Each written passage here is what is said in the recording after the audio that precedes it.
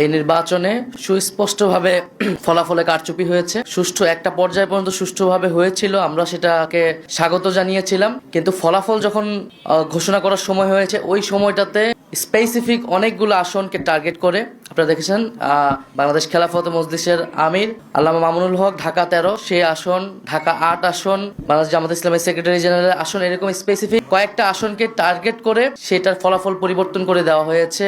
কেন্দ্রগুলোকে দখল করে সেই কেন্দ্রে জোর করে প্রশাসনকে ব্যবহার করে সেই ফলাফল পরিবর্তন করা হয়েছে।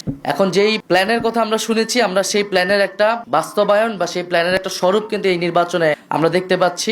এবং এই ধরনের ফলাফল কারচুপি করে যারা পুরনো আমলে আওয়ামী লীগ যেইভাবে নির্বাচন করেছে, সেই ধরনের প্রচেষ্টা আমরা যাদের ভিতর দেখতে পাচ্ছি, তারা কিভাবে রাষ্ট্র পরিচালনা করবে, কিরকম দেশ পরিচালনা করবে, সেটা নিয়ে জনগণের মধ্যে প্রশ্ন এসেছে। এবং নির্বাচনের পরদিনই যারা তাদের প্রতিদ্বন্দ্বীদের উপরে হামলা, সারা দেশে নির্বিচারে বাড়িঘরে হামলা, আগুন লাগানো, হুমকি এবং এলাকা ছাড়া করতেছে, তাদের কাছে এই দেশের জনগণ, এই দেশের মানুষ কিভাবে নিরাপদ থাকবে সেটা নিয়ে প্রশ্ন এসেছে। এবং সেটার জন্য আমরা 11 দল কিন্তু ঐক্যবদ্ধ হয়েছি।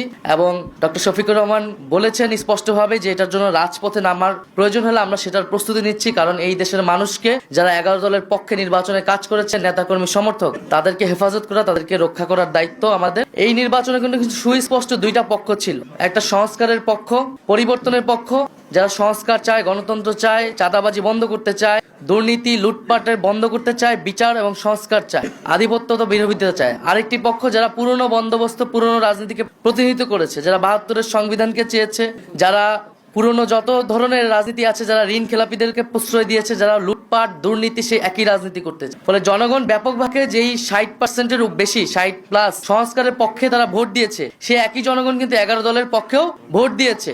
কিন্তু শেষ মুহূর্তে এই 10%-এর মতো ভোট কিন্তু কারচুপি করা হয়েছে, ফলাফলে কারচুপি করা হয়েছে। না হলে এই পুরা ভোটটাই 11 দলের পক্ষেই আসতো। শেষ মুহূর্তে 11 দলের অনেক গুরুত্বপূর্ণ নেতাকে এবং প্রার্থীকে হারিয়ে দিয়ে ক্ষমতা নিয়ে নেওয়ার চেষ্টা করেছে।